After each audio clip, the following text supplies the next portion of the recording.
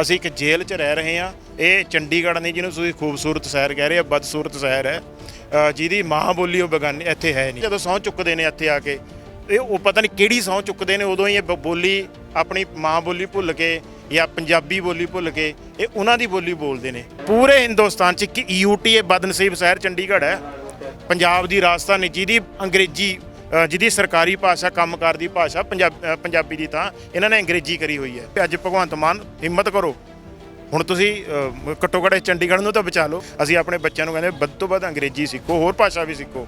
ਸਾਡਾ ਕਿਸੇ ਨਾਲ ਵਿਰੋਧ ਨਹੀਂ ਹੈ, ਪਰ ਸਾਡੀ ਮਾਂ ਬੋਲੀ ਸਭ ਤੋਂ ਉੱਚੇ ਰਹੇ। ਸਭ ਤੋਂ ਪਹਿਲਾਂ ਬੱਚਾ ਆਪਣੀ ਮਾਂ ਬੋਲੀ ਜ਼ਰੂਰ ਸਿੱਖੇ।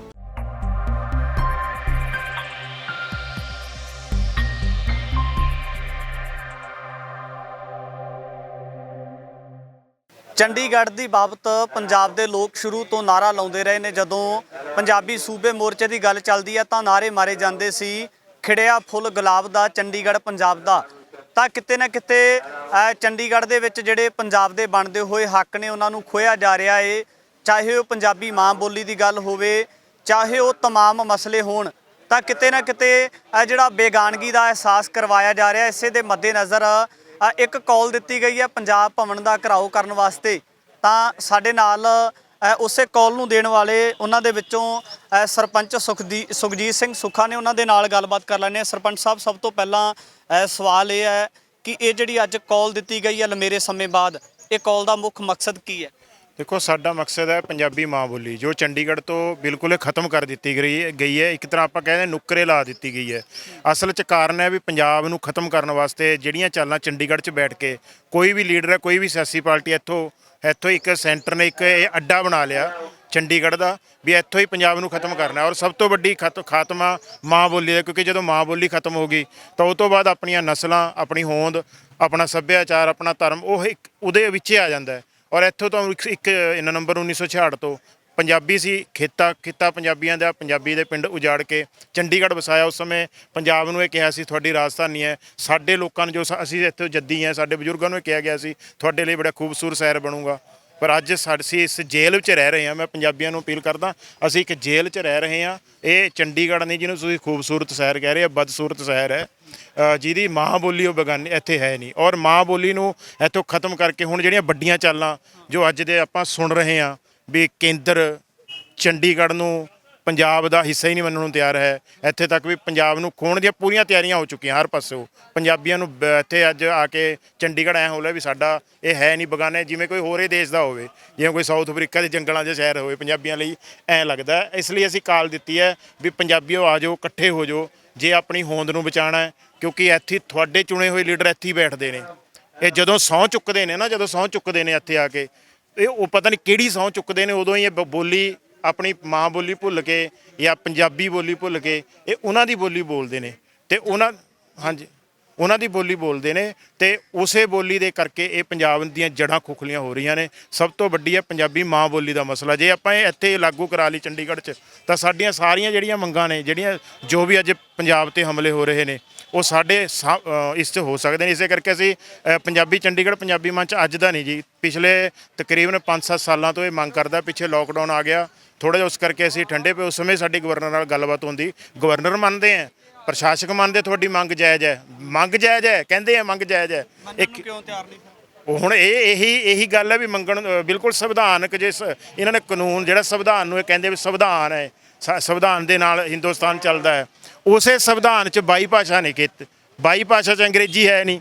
ਪਰ ਇੱਕ ਮੈਂ ਦੱਸਣਾ ਚਾਹੁੰਦਾ ਵੀ ਪੂਰੇ ਹਿੰਦੁਸਤਾਨ 'ਚ ਇੱਕ UT ਇਹ ਬਦਨਸੀਬ ਸ਼ਹਿਰ ਚੰਡੀਗੜ੍ਹ ਹੈ, ਪੰਜਾਬ ਦੀ ਰਾਜਧਾਨੀ, ਜਿਹਦੀ ਅੰਗਰੇਜ਼ੀ ਜਿਹਦੀ ਸਰਕਾਰੀ ਭਾਸ਼ਾ ਕੰਮਕਾਰ ਦੀ ਭਾਸ਼ਾ ਪੰਜਾਬੀ ਦੀ ਥਾਂ ਇਹਨਾਂ ਨੇ ਅੰਗਰੇਜ਼ੀ ਕਰੀ ਹੋਈ ਹੈ। ਜੇ ਆਪਾਂ ਲੀਡਰਾਂ ਦੀ ਗੱਲ ਕਰੀਏ ਤਾਂ ਉਹ ਵੀ ਛਾਤੀ ਤੇ ਹੱਥ ਮਾਰ ਕੇ ਜਦੋਂ ਸੱਤਾਹੀਨ ਹੁੰਦੇ ਨੇ ਤਾਂ ਦਾਅਵੇ ਕਰਦੇ ਨੇ ਅਸੀਂ ਪੰਜਾਬ ਦੇ ਪੁੱਤਾਂ, ਪੰਜਾਬੀ ਭਾਸ਼ਾ ਦੇ ਰਖਵਾਲੇ ਆ, ਤਾਂ ਜਿਹੜੇ ਉਹਨਾਂ ਦੇ ਦਾਅਵੇ ਉਹ ਫਿਰ ਖੋਖਲੇ ਮੰਨੇ ਜਾਣ। ਮੈਂ ਖੋਖਲੇ ਜੀ 1 ਨਵੰਬਰ 1966 ਤੋਂ ਬਾਅਦ ਜਿੰਨੀਆਂ ਸਰਕਾਰਾਂ ਪੰਜਾਬ ਦੀਆਂ ਆਈਆਂ ਕਿਸੇ ਨੇ ਆਵਾਜ਼ ਨਹੀਂ ਚੱਕੀ ਚੰਡੀਗੜ੍ਹ ਬਾਰੇ। ਮਾਂ ਬੋਲੀ ਦੀ ਤਾਂ ਗੱਲੇ ਦੂਰ ਦੀ ਹੈ। ਮਾਂ ਬੋਲੀ ਵਾਸਤੇ ਤਾਂ ਇੱਕ ਦੀ ਇਹਨਾਂ ਨੇ ਆਪਣੇ ਅੰਦਰ ਇੱਥੇ ਆਉਂਦੇ AC ਦੇ ਕਮਰੇ 'ਚ ਬੈਠਦੇ ਆ, ਇੱਥੇ ਆ ਕੇ ਗਵਰਨਰ ਹਾਊਸ 'ਤੇ ਸਹੁੰ ਚੁੱਕਦੇ ਆ, ਇੱਥੇ ਆ ਕੇ ਇਹਨਾਂ ਦਾ ਸੈਕਟਰੀਏਟ ਬਣਾ, ਵਿਧਾਨ ਸਭਾ ਬਣੀ ਹੈ। ਪਤਾ ਨਹੀਂ ਇਹ ਭੁੱਲ ਜਾਂਦੇ ਚੰਡੀਗੜ੍ਹ ਨੂੰ ਵੀ ਚੰਡੀਗੜ੍ਹ ਤੁਹਾਡੀ ਨਹੀਂ ਹੈ, ਜਾਂ ਤੁਸੀਂ ਇੱਥੇ ਕਿਰਾਏ ਦੇ ਮਕਾਨ 'ਤੇ ਰਹਿ ਰਹੇ ਹੋ। ਮਤਲਬ ਕਿ ਮੈਨੂੰ ਸਮਝ ਨਹੀਂ ਆਉਂਦੀ ਲੀਡਰਾਂ ਦੀ। ਅੱਜ ਵੀ ਮੈਂ ਅਪੀਲ ਕਰਦਾ ਭਗਵੰਤ ਮਾਨ ਨੂੰ ਵੀ ਠੀਕ ਹੈ, ਤੁਸੀਂ ਪੰਜਾਬੀ ਬੜੀ ਵਧੀਆ ਤੁਹਾਡੇ ਲੋਕਾਂ ਨੇ ਉਹ ਕਿਹਾ ਵੀ ਅੱਜ ਭਗਵੰਤ ਮਾਨ ਹਿੰਮਤ ਕਰੋ। ਹੁਣ ਤੁਸੀਂ ਘੱਟੋ ਘੱਟ ਚੰਡੀਗੜ੍ਹ ਨੂੰ ਤਾਂ ਬਚਾ ਲਓ। ਜੇ ਚੰਡੀਗੜ੍ਹ ਬਚ ਗਿਆ ਤਾਂ ਪੰਜਾਬ ਬਚ ਸਕਦਾ, ਨਹੀਂ ਆਉਣ ਵਾਲੇ ਟਾਈਮ 'ਚ ਪੰਜਾਬ ਦਾ ਮੈਨੂੰ ਨਹੀਂ ਲੱਗਦਾ ਭਵਿੱਖ ਧੁੰਦਲਾ ਹੈ। ਮੈਨੂੰ ਨਹੀਂ ਲੱਗਦਾ ਜੇ ਚੰਡੀਗੜ੍ਹ ਨਾ ਬਚਾ ਪਾਏ ਤਾਂ ਪੰਜਾਬ ਨੂੰ ਅਸੀਂ ਬਚਾ ਲਾਂਗੇ, ਪੰਜਾਬ ਦੀ ਹੋਂਦ ਨੂੰ ਬਚਾ ਲਾਂਗੇ, ਪੰਜਾਬੀਅਤ ਨੂੰ ਬਚਾ ਲਾਂਗੇ। ਜੇ ਆਪਾਂ ਪੈਗੰਬਰਾਂ ਦੀ ਗੱਲ ਕਰੀਏ ਤਾਂ ਪੈਗੰਬਰਾਂ ਨੇ ਵੀ, ਚਾਹੇ ਉਹ ਇਸਲਾਮ ਧਰਮ ਦੇ ਨਾਲ ਸੰਬੰਧਿਤ ਹੋਣ, ਚਾਹੇ ਉਹ ਸਿੱਖ ਗੁਰੂ ਸਾਹਿਬਾਨ ਦੀ, ਭਗਤ ਸਾਹਿਬਾਨ ਦੀ ਗੱਲਬਾਤ ਹੋਵੇ, ਤਾਂ ਉਹਨਾਂ ਨੇ ਵੀ ਪੰਜਾਬੀ ਭਾਸ਼ਾ ਨੂੰ, ਗੁਰਮੁਖੀ ਨੂੰ ਬਹੁਤ ਜ਼ਿਆਦਾ ਮਾਨਤਾ ਦਿੱਤੀ ਹੈ। ਤਾਂ ਕਿਤੇ ਨਾ ਕਿਤੇ ਜਿਹੜੇ ਪੰਜਾਬੀ ਭਾਸ਼ਾ ਤੋਂ ਆਪਣੀ ਰੋਜ਼ੀ ਰੋਟੀ ਕਮਾ ਕੇ ਜਾਂ ਵੱਡੇ ਵੱਡੇ ਮਰਾਤਬੇ ਲੈਣ ਵਾਲੇ ਉਹ ਲੋਕ ਸੀ ਜਿਨ੍ਹਾਂ ਨੂੰ ਪੰਜਾਬੀ ਦਾ ਪੁੱਤ ਕਿਹਾ ਜਾਂਦਾ ਸੀ, ਚਾਹੇ ਉਹ ਗੁਰਦਾਸ ਮਾਨ ਦੀ ਗੱਲ ਹੋਵੇ, ਪਰ ਕਿਤੇ ਨਾ ਕਿਤੇ ਉਹ ਵੀ ਕਿਨਾਰਾ ਕਰਦੇ ਨਜ਼ਰ ਆਏ ਨੇ ਜਦੋਂ ਪੰਜਾਬੀ ਭਾਸ਼ਾ ਦੀ ਗੱਲ ਚੱਲੀ ਹੈ। ਮੈਂ ਕਹਿੰਦਾ ਹਰ ਚੀਜ਼ ਆਪਾਂ ਕਿਨਾਰਾ ਹੀ ਕਰ ਗਏ ਜੀ। ਪੰਜਾਬੀ ਟੋਟਲੀ ਅੱਜ ਪੰਜਾਬੀ ਉਹ ਕਿਨਾਰਾ ਕਰ ਗਏ। ਲੀਡਰਾਂ ਦੀ ਗੱਲ ਛੱਡੋ, ਕਲਾਕਾਰਾਂ ਦੀ ਗੱਲ ਛੱਡੋ। ਮੈਂ ਕਹਿੰਦਾ ਵੀ ਸਾਡੇ ਗੁਰੂ ਸਾਹਿਬ, ਜਦੋਂ ਗੁਰੂ ਸਾਹਿਬਾਂ ਨੇ ਪੰਜਾਬੀ ਲਿਪੀ ਲਿਖੀ, ਗੁਰੂ ਅੰਗਦ ਦੇਵ ਜੀ ਦੀ ਗੱਲ ਆਉਂਦੀ ਹੈ ਵੀ ਉਹਨਾਂ ਨੇ ਆਹ ਪੰਜਾਬੀ ਲਿਪੀ ਦਾ ਸਾਰਾ ਖਰੜਾ ਤਿਆਰ। ਯਾਰ ਅਸੀਂ ਆਪਣੇ ਗੁਰੂਆਂ ਦੀ ਬੋਲੀ, ਆਪਣੇ ਗੁਰੂਆਂ ਦੀ ਆਹ ਲਿਪੀ ਨੂੰ ਖਤਮ ਹੋਣ ਦੇ ਰਹੇ ਹਾਂ ਆਪਣੀ ਅੱਖਾਂ ਦੇ ਸਾਹਮਣੇ। ਸਾਡੀ ਮਤਲਬ ਕਿ ਜ਼ਮੀਰ ਕਿੱਥੇ ਗਈ, ਕਿੱਥੇ ਅਸੀਂ ਮਤਲਬ ਕਿ ਸੁੱਤੇ ਪਏ ਆ। ਮੈਂ ਪੁੱਛਣਾ ਚਾਹੁੰਦਾ, ਅੱਜ ਅਸੀਂ ਅੰਗਰੇਜ਼ੀ ਦੇ ਨਾਲ ਪੰਗੇ ਲੈਂਦੇ ਫਿਰਦੇ ਆ। ਹਿੰਦੀ ਜਿਹੜੀ ਸਾਡੇ ਮਤਲਬ ਕਿ ਸਾਨੂੰ ਆ ਹੀ ਨਹੀਂ ਸਕਦੀ ਕਦੇ ਵੀ। ਆ ਚੰਡੀਗੜ੍ਹ 'ਚ ਤੁਸੀਂ ਕਿਸੇ ਸਕੂਲ 'ਚ ਚਲੇ ਜਾਓ, ਚੰਗੇ ਸਰਦਾਰ, ਚੰਗੇ ਬੰਦੇ, ਚੰਗੇ ਲੀਡਰ ਇਹ ਹਿੰਦੀ 'ਚ ਬੋਲਦੇ ਆ। ਕਲਾਕਾਰਾਂ ਦੀ ਤਾਂ ਹੁਣ ਬੇੜਾ ਹੀ ਗਰਕ ਕਲਾਕਾਰਾਂ ਨੇ ਕਰਿਆ। ਜੇ ਕਲਾਕਾਰ ਕਿਤੇ ਪੰਜਾਬੀ ਬੋਲੀ ਨੂੰ ਪੰਜਾਬੀ 'ਚ ਗਾਉਂਦੇ ਆ, ਸੁਣਦੇ ਦੁਨੀਆ ਸੁਣਦੀ ਹੈ, ਇਕੱਲਾ ਪੰਜਾਬ ਹੀ ਨਹੀਂ ਸੁਣਦਾ, ਯੂਪੀ ਬਿਹਾਰ ਵੀ ਹੁਣ ਤਾਂ ਸੁਣਦਾ। ਸਾਰੇ ਪੰਜਾਬੀ ਖਾਣਾ, ਪੰਜਾਬੀ ਗਾਣਾ, ਪੰਜਾਬੀ ਫਿਲਮਾਂ ਸਭ ਦੇਖਦੇ ਆ, ਫਿਲਮਾਂ ਵੀ ਪੰਜਾਬੀ ਚੱਲਦੀਆਂ ਨੇ। ਪਰ ਪਤਾ ਨਹੀਂ ਕਿਉਂ ਸਾਡੇ ਮਤਲਬ ਕਿ ਲੀਡਰਾਂ ਨੂੰ, ਸਾਡੇ ਕਲਾਕਾਰਾਂ ਨੂੰ ਕਿਉਂ ਪੰਜਾਬੀ ਨਾਲ ਮੋਹ ਨਹੀਂ ਹੈ। ਜਦੋਂ ਇਹ ਗੱਲਾਂ ਬਾਤਾਂ ਕਰਦੇ ਨੇ, ਇਹ ਆਪਣੇ ਆਪਣਾ ਸਟੇਟਸ ਜਿਹੜਾ ਅੰਗਰੇਜ਼ੀ ਦਿਖਾਉਣ ਦੀ ਕੋਸ਼ਿਸ਼ ਕਰਦੇ ਆ ਜਾਂ ਹਿੰਦੀ ਦਿਖਾਉਣ ਦੀ ਕੋਸ਼ਿਸ਼ ਕਰਦੇ ਆ ਵੀ ਸ਼ਾਇਦ ਸਾਡਾ ਸਟੇਟਸ ਬੜਾ ਉੱਚਾ ਹੈ, ਬੜਾ ਉੱਚਾ ਨੇ। ਤੁਸੀਂ ਪੈਰਾਂ 'ਚ ਰੁੜ ਰਹੇ ਹੋ ਔਰ ਰੁੜ ਰਹੇ ਹੋ। ਇਸ ਟਾਈਮ ਰੋਲਣ ਦੀ ਪੂਰੀ ਤਿਆਰੀ ਹੈ ਤੁਹਾਡੀ। ਜੇ ਆਪਾਂ ਇੱਕ ਵੱਡੇ ਸਵਾਲ ਦੀ ਗੱਲ ਕਰੀਏ, ਸਾਡੇ ਸਾਹਮਣੇ ਇੱਕ ਬਹੁਤ ਵੱਡਾ ਸਵਾਲ ਹੈ ਜਿਹੜਾ ਕਿਤੇ ਨਾ ਕਿਤੇ ਸਾਨੂੰ ਧੁਰ ਅੰਦਰ ਤੱਕ ਇੱਕ ਵਾਰ ਹਿਲਾ ਕੇ ਰੱਖ ਦਿੰਦਾ। ਜੇ ਗੱਲ ਕਰੀਏ ਤਾਂ ਜਿਹੜੇ ਪੰਜਾਬ ਦੇ 28 ਪਿੰਡਾਂ ਨੂੰ ਉਜਾੜ ਕੇ ਚੰਡੀਗੜ੍ਹ ਵਸਾਇਆ ਗਿਆ ਸੀ, ਵਾਅਦਾ ਕੀਤਾ ਗਿਆ ਸੀ ਕਿ ਇੱਥੇ ਜਿਹੜਾ ਪੰਜਾਬ ਦੇ ਲੋਕਾਂ ਨੂੰ ਪੂਰੇ ਬਣਦੇ ਹੋਏ ਜਿਹੜੇ ਅਖਤਿਆਰ ਮਿਲਣਗੇ, ਤਾਂ ਕੀ ਸਮਝਿਆ ਜਾਵੇ? ਇੱਕ ਪਾਸੇ ਪ੍ਰਸ਼ਾਸਨ ਦੀ ਗੱਲ ਕਰਦੇ ਆ, ਸਰਕਾਰਾਂ ਦੀ ਗੱਲ ਕਰਦੇ, ਉਹ ਮੰਨਦੇ ਆ ਕਿ ਜਿਹੜਾ ਚੰਡੀਗੜ੍ਹ ਪੰਜਾਬ ਦਾ ਹਿੱਸਾ ਹੈ, ਪੰਜਾਬ ਨੂੰ ਮਿਲਣਾ ਚਾਹੀਦਾ ਹੈ, ਤਾਂ ਫਿਰ ਦੋਹਰੇ ਮਾਪਦੰਡ ਕਿਉਂ ਅਪਣਾਏ ਜਾ ਰਹੇ ਉਹਨਾਂ ਵੱਲੋਂ? ਦੇਖੋ, ਇਹ ਪਹਿਲਾਂ ਤੋਂ ਸੈਂਟਰ ਦੀ ਜਦੋਂ ਭਾਰਤ ਆਜ਼ਾਦ ਹੋਇਆ, ਇਹਨਾਂ ਨਾਲ ਭਾਰਤ ਆਜ਼ਾਦ ਹੋਇਆ, ਸਾਡੇ ਪੰਜਾਬੀਆਂ ਨਾਲ ਧਰੋਹ ਹੋਇਆ। ਪੰਜਾਬ ਦੇ 5 ਟੁਕੜੇ ਹੋ ਚੁੱਕੇ ਆ। ਕਦੀ ਪੰਜਾਬ ਮਹਾ ਪੰਜਾਬ ਸੀ, ਫਿਰ ਪੰਜਾਬੀ ਸੂਬੇ ਦੀ ਮੰਗ ਉੱਠੀ। ਅੱਜ ਲੋਕ ਦਰਸ਼ਨ ਸਿੰਘ ਫੇਰੂਮਾਨ ਨੂੰ ਭੁੱਲ ਗਏ, ਫਤਿਹ ਸਿੰਘ ਨੂੰ ਭੁੱਲੇ ਗਏ ਜੀ। ਹੈ ਹੀ ਨਹੀਂ ਉਹਨਾਂ ਨੂੰ, ਕਿਸੇ ਨੂੰ ਪਤਾ ਹੀ ਨਹੀਂ ਵੀ ਕੌਣ ਸੀ, ਕਿਆ ਸੀ ਉਹ ਸੀ, ਹੈ ਨਾ। ਜਿਹੜੇ ਪੰਜਾਬੀਆਂ ਦੀ ਗੱਲ ਕਰ, ਮੈਂ ਅਕਾਲੀ ਦਲ ਨੂੰ ਵੀ ਕਹਿੰਦਾ ਵੀ ਤੁਹਾਡੀ ਵੀ ਜਿਹੜੀ ਜੜ੍ਹਾਂ ਨੇ ਉਹ ਤੁਸੀਂ ਭੁੱਲ ਗਏ। ਤੁਸੀਂ ਕਿੱਥੋਂ ਸ਼ੁਰੂ ਹੋਏ ਆ? ਤੁਸੀਂ ਪੰਜਾਬ ਦੀ ਗੱਲ ਕਰਦੇ ਸੀ, ਕਦੇ ਪੰਜਾਬੀਅਤ ਦੀ ਗੱਲ ਕਰਦੇ ਸੀ, ਖਤਮ ਹੋ ਗਈ ਤੁਹਾਡੀ। ਚੰਡੀਗੜ੍ਹ 'ਚ ਆਦੇ ਤੁਸੀਂ ਰਾਜ ਕਰਦੇ ਰਹੇ, ਚੰਡੀਗੜ੍ਹ 'ਚ ਬੈਠਦੇ ਰਹੇ। ਤੁਸੀਂ ਚੰਡੀਗੜ੍ਹ ਦੀ ਅੱਜ ਤੱਕ ਗੱਲੇ ਨਹੀਂ ਕਰੀ। ਉਹੀ ਤੁਸੀਂ ਗੱਲ ਕਹੀ ਸੀ ਖਿੜਿਆ ਫੁੱਲ ਗੁਲਾਬ ਦਾ, ਚੰਡੀਗੜ੍ਹ ਪੰਜਾਬ ਦਾ ਕਦੇ ਆਇਆ ਹੀ ਨਹੀਂ ਗੱਲ। ਮਾੜੀ ਮੋਟੀ ਕਿਤੇ ਵੋਟਾਂ ਬਾਟਾਂ 'ਚ ਯਾਦ ਆਇਆ, ਉਸ ਤੋਂ ਬਾਅਦ ਕਿਸੇ ਨੂੰ ਯਾਦ ਹੀ ਨਹੀਂ ਆਇਆ। ਤੇ ਅੱਜ ਇਹ ਹਾਲਤ ਸਾਡਾ ਹੋ ਚੁੱਕਿਆ ਵੀ ਚੰਡੀਗੜ੍ਹ ਅੱਜ ਬੇਗਾਨਾ, ਪੰਜਾਬ ਦਾ ਆਪਣਾ ਧਰਤੀ, ਆਪਣਾ ਖਿੱਤਾ ਇਹ ਬੇਗਾਨਾ ਦੇ ਹੱਥਾਂ 'ਚ ਜਾ ਰਿਹਾ ਹੈ। ਇੱਥੇ ਦੀ ਮਾਂ ਬੋਲੀ ਖਤਮ ਹੋ ਗਈ, ਇੱਥੇ ਦੇ ਸਾਡੇ ਪੰਜਾਬੀਆਂ ਦੇ ਹੱਕ ਖੋਲੇ। ਹੁਣ ਜਿਹੜੇ ਨਵੀਂ ਸਰਕਾਰ ਆ ਕੇ ਅਮਿਤ ਸ਼ਾਹ ਨੇ ਐਲਾਨ ਕੀਤੇ, ਉਹਨੇ ਬਿਲਕੁਲ ਫੱਟੀ ਚੱਕ ਤੇ ਮਲੀ ਕਸਰ ਹੀ ਨਹੀਂ ਛੱਡੀ ਕੋਈ ਪੰਜਾਬੀਆਂ ਨਾਲ। ਵੀ ਹੁਣ ਵੀ ਪੰਜਾਬੀ ਨਾ ਜਾਗੇ, ਮੈਨੂੰ ਨਹੀਂ ਲੱਗਦਾ ਵੀ ਪੰਜਾਬੀਆਂ ਦੀ ਹੋਂਦ ਪੰਜਾਬ 'ਚ ਰਹੇਗੀ। ਜੇ ਆਪਾਂ ਪਿਛਲੇ ਸਮੇਂ ਦੇ ਦਰਮਿਆਨ ਦੇਖੀਏ ਤਾਂ ਜਿਹੜੀ ਕੇਂਦਰ ਸਰਕਾਰ ਸੀ ਜਾਂ ਪੰਜਾਬ ਸਰਕਾਰ ਸੀ, ਉਹਨਾਂ ਦੇ ਵੱਲੋਂ ਇੱਕ ਸੜਕਾਂ ਦੇ ਉੱਪਰ ਇੱਕ ਵੱਡੇ ਪੈਰਾਮੀਟਰ ਲਾਏ ਜਾਂਦੇ ਆ, ਜਿਨ੍ਹਾਂ ਦੇ ਵਿੱਚ ਸਭ ਤੋਂ ਉੱਪਰ ਅੰਗਰੇਜ਼ੀ ਭਾਸ਼ਾ, ਉਸ ਤੋਂ ਥੱਲੇ ਹਿੰਦੀ ਔਰ ਸਭ ਤੋਂ ਥੱਲੇ ਪੰਜਾਬੀ ਨੂੰ ਲਾਇਆ ਜਾਂਦਾ ਹੈ।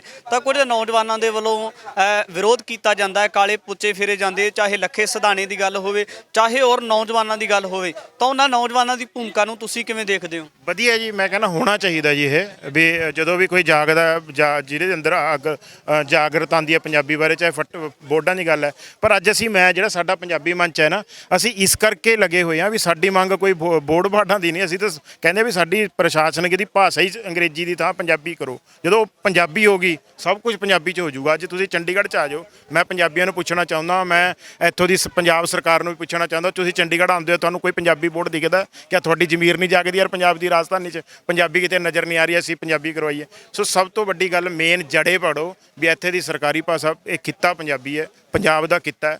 ਇਸ 'ਚ ਪੰਜਾਬ ਸਰਕਾਰੀ ਭਾਸ਼ਾ ਪੰਜਾਬੀ ਹੋ ਜੇ। ਜਿੱਦਣ ਪੰਜਾਬੀ ਹੋਗੀ ਬੋਰਡ ਕਿਆ ਸਭ ਕੁਝ ਪੰਜਾਬੀ 'ਚ ਹੋ ਸਕਦਾ। ਚੰਡੀਗੜ੍ਹ 'ਚ ਪੰਜਾਬੀ ਹੋਗੀ ਨਾ ਤਾਂ ਪੰਜਾਬ ਦੇ ਸਕੂਲਾਂ ਦੀ ਗੱਲ ਹੈ, ਚਾਹੇ ਪੰਜਾਬ ਦੇ ਕਿਸੇ ਕਿੱਤੇ ਦੀ ਗੱਲ ਹੈ, ਕਿਸੇ ਦਫ਼ਤਰ ਦੀ ਗੱਲ ਹੈ, ਇੱਥੋਂ ਹੀ ਸਾਰਾ ਕੁਝ ਤੁਰਦਾ ਹੈ। ਜੇ ਇੱਥੇ ਸਾਰਾ ਕੁਝ ਠੀਕ ਹੋ ਗਿਆ, ਪੰਜਾਬ ਆਪਣੇ ਆਪ ਪੰਜਾਬੀ ਵੱਜੂ। ਸਰਪੰਚ ਸਾਹਿਬ ਇੱਕ ਹੋਰ ਗੱਲ ਵਿਚਾਰ ਕੇ ਦੇਖੀਏ ਤਾਂ ਜਿਹੜੇ ਪੰਜਾਬ ਦੇ ਨਾਲ ਜੁੜੇ ਹੋਏ ਲੋਕ ਨੇ ਜਾਂ ਜਿਹੜੇ ਪੰਜਾਬ ਤੋਂ ਉੱਠ ਕੇ ਚੰਡੀਗੜ੍ਹ ਦੇ ਵਿੱਚ ਆ ਕੇ ਵਸੇਬਾ ਕੀਤਾ ਜਿਨ੍ਹਾਂ ਲੋਕਾਂ ਨੇ, ਤਾਂ ਉਹਨਾਂ ਲੋਕਾਂ ਦੇ ਮਨਾਂ ਦੇ ਵਿੱਚ ਪੰਜਾਬੀ ਪ੍ਰਤੀ ਪਿਆਰ ਹੋਣਾ ਚਾਹੀਦਾ ਸੀ। ਉਹ ਦਾਅਵਾ ਤਾਂ ਕਰਦੇ ਨੇ ਕਿ ਅਸੀਂ ਪੰਜਾਬੀਆਂ, ਪੰਜਾਬ ਦੇ ਨਾਲ ਸੰਬੰਧਿਤ ਹਾਂ, ਸਾਨੂੰ ਪੰਜਾਬੀ ਹੋਣ ਤੇ ਮਾਣ ਹੈ, ਪਰ ਕਿਤੇ ਨਾ ਕਿਤੇ ਜਦੋਂ ਘਰਾਂ ਦੇ ਵਿੱਚ ਬੱਚਿਆਂ ਦੇ ਨਾਲ ਗੱਲ ਕਰਦੇ ਤਾਂ ਅੰਗਰੇਜ਼ੀ ਦੀ ਜਾਂ ਹਿੰਦੀ ਦੀ ਵਰਤੋਂ ਕੀਤੀ ਜਾਂਦੀ, ਉਹਨੂੰ ਜ਼ਿਆਦਾ ਤਰਜੀਹ ਦਿੱਤੀ ਜਾਂਦੀ ਹੈ। ਉਹਨਾਂ ਲੋਕਾਂ ਬਾਰੇ ਕੀ ਕਹੋਗੇ? ਦੇਖੋ, ਉਹਨਾਂ ਦੀ ਮਾਨਸਿਕਤਾ ਐਸੀ ਬਣਾਤੀ ਜੀ, ਸਰਕਾਰਾਂ ਨੇ ਐਸੀਆਂ ਚਾਲਾਂ ਖੇਡ ਕੇ ਮਾਨਸਿਕਤਾ ਐਸੀ ਬਣਾਤੀ ਵੀ ਹੌਲੀ ਹੌਲੀ ਗੰਡਾਸਾ ਪੰਜਾਬੀ ਨੂੰ ਵੱਢਣ ਦਾ ਤੁਰੇ ਤੋਂ ਸ਼ੁਰੂ ਹੋਇਆ। ਚਾਹੇ ਉਹ ਫਿਲਮੀ ਮਾਧਿਅਮ ਰਾਹੀਂ, ਅੱਜ ਤੁਸੀਂ ਕਾਰਟੂਨ ਨੈਟਵਰਕ ਦੇਖ ਲਓ ਹੈ, ਹੁਣ ਸਕੂਲਾਂ 'ਚ ਜਿਵੇਂ ਇੱਥੇ ਪੰਜਾਬੀ ਮਾਧਿਅਮ ਹੈ ਹੀ ਨਹੀਂ ਚੰਡੀਗੜ੍ਹ 'ਚ, ਹੌਲੀ ਹੌਲੀ ਉਹਨਾਂ ਦੀ ਮਾਨਸਿਕਤਾ ਐਸੀ ਬਣਾਤੀ, ਉਹਨਾਂ ਨੂੰ ਲੱਗਦਾ ਵੀ ਸਾਡਾ ਜਿਹੜਾ ਸਟੇਟਸ ਹੈ ਉਹ ਅੰਗਰੇਜ਼ੀ 'ਚ ਵਧੀਆ, ਉਹ ਮਾਨਸਿਕਤਾ ਬਣ ਗਈ। ਅਸਲ ਵਾਈਜ਼ ਜੇ ਤੁਸੀਂ ਪੰਜਾਬੀਆਂ ਨੂੰ ਜਗਾਉਂਗੇ, ਅਸੀਂ ਪੰਜਾਬੀ ਮੰਚ ਦਾ ਹੀ ਹੈ ਵੀ ਪੰਜਾਬੀ ਪਿੰਡਾਂ 'ਚ ਅਸੀਂ ਜਗਾਉਂਦੇ ਹਾਂ ਲੋਕਾਂ ਨੂੰ, ਲੋਕ ਮੰਨਦੇ ਆ ਵੀ ਹਾਂ ਉਹ ਪੰਜਾਬੀ 'ਚ ਪੜ੍ਹਾ ਰਹੇ। ਹੁਣ ਤੁਸੀਂ ਬੱਚੇ ਦੇਖੋ ਛੋਟੇ ਛੋਟੇ, ਬੇਸ਼ੱਕ ਇਹ ਕਨਵੈਂਟ ਸਕੂਲਾਂ 'ਚ ਪੜ੍ਹਦੇ ਆ, ਪਰ ਪੰਜਾਬੀ ਨਾਲ ਬੜਾ ਮੋਹ ਹੈ ਚੰਡੀਗੜ੍ਹ ਦੇ ਬੱਚਿਆਂ ਨੂੰ। ਅਸੀਂ ਜਿਨ੍ਹਾਂ ਨੂੰ ਦੇਖਦੇ ਹਾਂ ਉਹ ਬੋਲੀ ਸਿੱਖ ਰਹੇ ਆ, ਊੜਾ ਆੜਾ ਸਿੱਖ ਰਹੇ ਆ, ਠੀਕ ਹੈ। ਲੋਕਾਂ ਨੇ ਪੜ੍ਹਾਉਣਾ, ਅਸੀਂ ਹਰੇਕ ਬੋਲੀ ਦਾ ਸਤਿਕਾਰ ਕਰਦੇ ਹਾਂ, ਅਸੀਂ ਹਰੇਕ ਬੋਲੀ ਸਿੱਖਣਾ ਚਾਹੁੰਦੇ ਹਾਂ। ਅਸੀਂ ਆਪਣੇ ਬੱਚਿਆਂ ਨੂੰ ਕਹਿੰਦੇ ਵੱਧ ਤੋਂ ਵੱਧ ਅੰਗਰੇਜ਼ੀ ਸਿੱਖੋ, ਹੋਰ ਭਾਸ਼ਾ ਵੀ ਸਿੱਖੋ, ਸਾਡਾ ਕਿਸੇ ਨਾਲ ਵਿਰੋਧ ਨਹੀਂ ਹੈ, ਪਰ ਸਾਡੀ ਮਾਂ ਬੋਲੀ ਸਭ ਤੋਂ ਉੱਚੇ ਰਹੇ। ਸਭ ਤੋਂ ਪਹਿਲਾਂ ਬੱਚਾ ਆਪਣੀ ਮਾਂ ਬੋਲੀ ਜ਼ਰੂਰ ਸਿੱਖੇ। ਜੀ ਬਿਲਕੁਲ। ਸਰਪੰਚ ਸੁਖਜੀਤ ਸਿੰਘ ਸੁੱਖਾ ਦੇ ਨਾਲ ਗੱਲਬਾਤ ਕੀਤੀ ਹੈ। ਲੰਮੇ ਸਮੇਂ ਤੋਂ ਪੰਜਾਬੀ ਮੰਚ ਬਣਾ ਕੇ ਜਿਹੜੇ ਚੰਡੀਗੜ੍ਹ ਦੇ ਵਿੱਚ ਪੰਜਾਬ ਦੇ ਨਾਲ ਵਿਤਕਰਾ ਜਿਹੜੇ ਪੱਖਾਂ ਤੋਂ ਕੀਤਾ ਜਾ ਰਿਹਾ, ਉਹਦੇ ਵਿੱਚ ਆਵਾਜ਼ ਬੁਲੰਦ ਕਰਦੇ ਆਏ ਨੇ ਕਿ ਕਿਉਂ ਪੰਜਾਬ ਦੇ ਲੋਕਾਂ ਨੂੰ ਜਾਂ ਪੰਜਾਬੀਆਂ ਨੂੰ ਕਿਉਂ ਹਰ ਵਾਰ ਪਛਾੜਿਆ ਜਾਂਦਾ ਹੈ, ਨਿਸ਼ਾਨਾ ਬਣਾਇਆ ਜਾਂਦਾ ਹੈ। ਤਾਂ ਆਉਣ ਵਾਲੇ ਸਮੇਂ ਦੇ ਵਿੱਚ ਇਹ ਦੇਖਣ ਵਾਲੀ ਗੱਲ ਹੋਵੇਗੀ ਕਿ ਨਵੀਆਂ ਹੋਂਦ ਵਿੱਚ ਆਈਆਂ ਸਰਕਾਰਾਂ ਜਾਂ ਕੇਂਦਰ ਸਰਕਾਰ ਦੀ ਪੰਜਾਬੀ ਭਾਸ਼ਾ ਨੂੰ ਲੈ ਕੇ, ਚੰਡੀਗੜ੍ਹ ਨੂੰ ਲੈ ਕੇ ਔਰ ਪੰਜਾਬ ਦੇ ਲੋਕਾਂ ਨੂੰ ਲੈ ਕੇ ਕਿਸ ਤਰ੍ਹਾਂ ਦੀ ਨੀਤੀ ਰਹਿੰਦੀ ਹੈ। ਆਉਣ ਵਾਲੇ ਸਮੇਂ ਦੇ ਵਿੱਚ ਇਸ ਤਰ੍ਹਾਂ ਦੇ तमाम ਪੱਖ ਲੈ ਕੇ ਹਾਜ਼ਰ ਹੋਵਾਂਗਾ। ਧੰਨਵਾਦ।